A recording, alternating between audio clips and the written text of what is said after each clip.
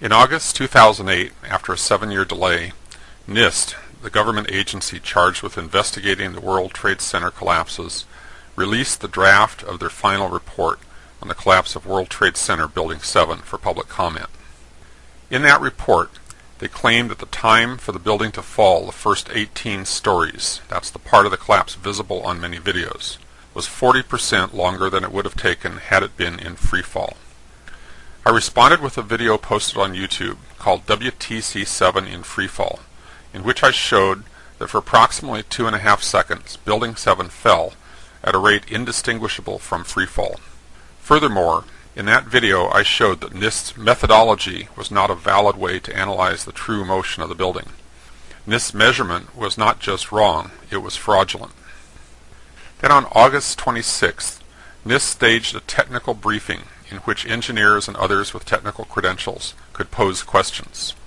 I'm a high school physics teacher, so I figured I would be excluded.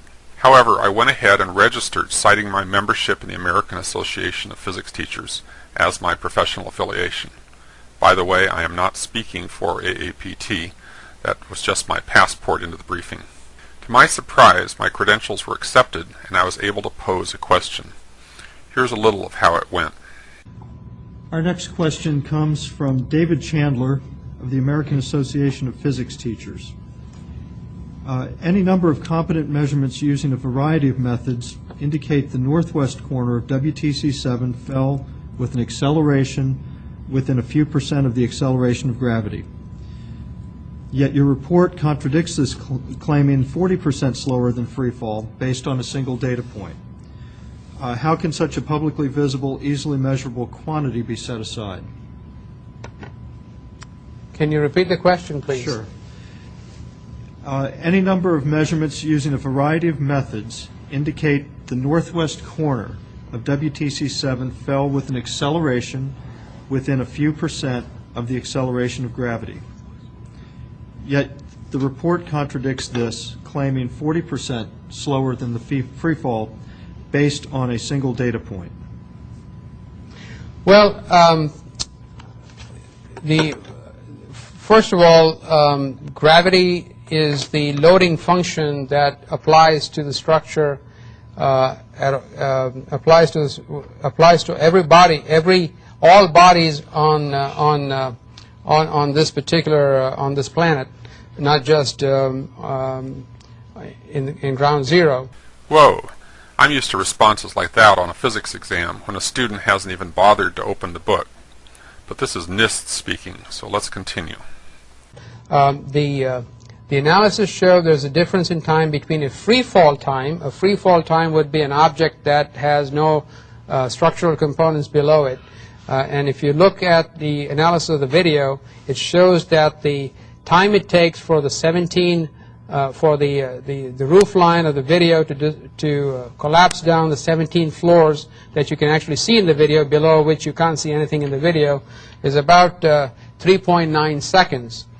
What the analysis shows, and the structural analysis shows, or the collapse analysis shows, it's that same time that it took for the structural model to come down from the roof line all the way for those 17 floors to disappear is 5.4 seconds. It's about 1.5 seconds, or roughly 40% more time for that free fall to happen.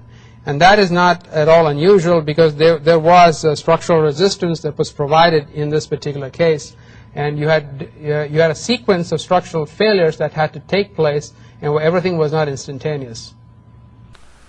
Buried in all that verbiage, what Dr. Sundar is saying is, free fall for the 18 stories under consideration would have taken 3.9 seconds. However, their computer model simulating collapse required 5.4 seconds.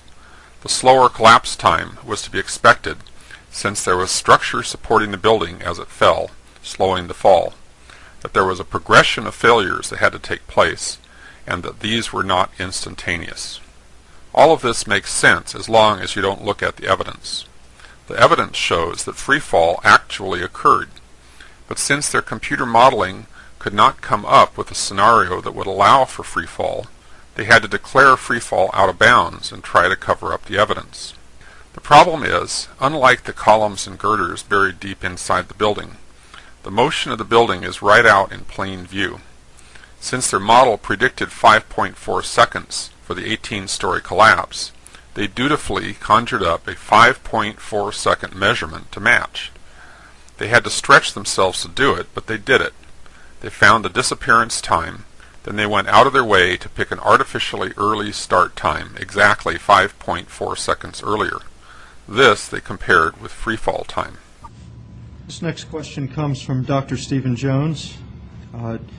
NIST discusses the fall time for WTC7 on page 40 of the summary report, where it stated, assuming that the descent speed was approximately constant. However, observations by others of the descent speed show that the building is accelerating rather than being at constant speed. So the question is, why did NIST assume that the descent speed was approximately constant?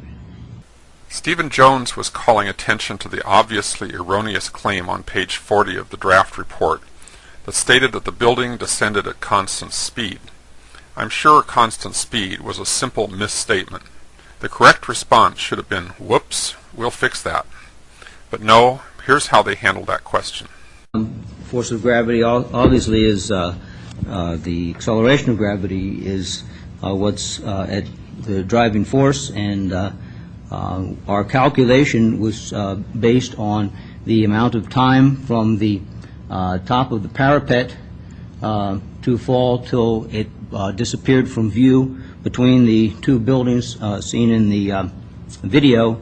That time was established from the video by single frame search of the time, so that was down to 1/30th of a second, and then we did the same thing for when the top of the parapet disappeared. We found that time to be 5.4 seconds. I didn't hear a whoops in there, did you? This is John Gross, one of the lead engineers for the NIST report on the collapse of the Twin Towers. He has a PhD in structural engineering from Cornell University. He taught engineering at the University of Colorado in Boulder. He has a long resume on top of that.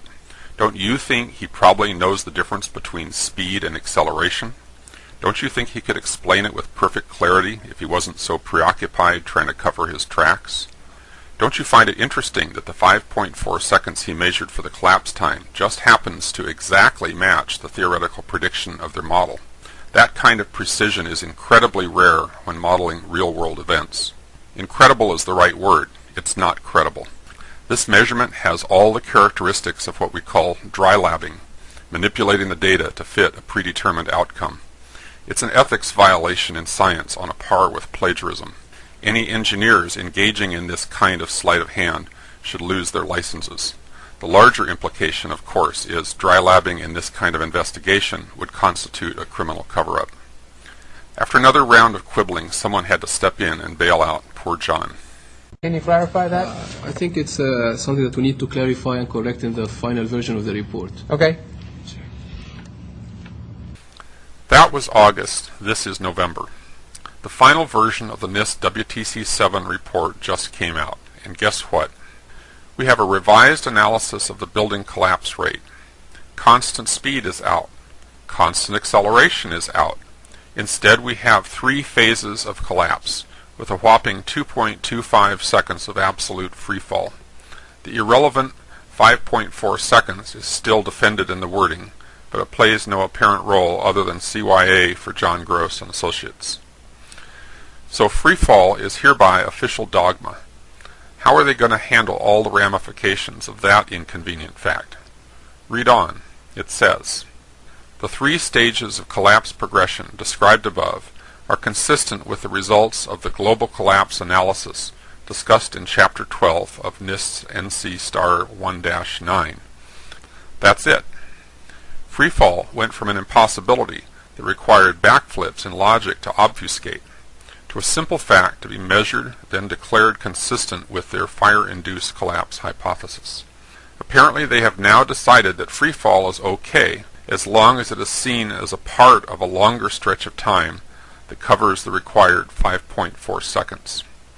In other words, they dropped the bullying tactic of blowing smoke to obscure the facts, and adopted an alternate bullying tactic: cover it with a lie and walk away. However, NIST cannot walk away from freefall. Now that NIST has certified freefall as fact, take a look at the implications.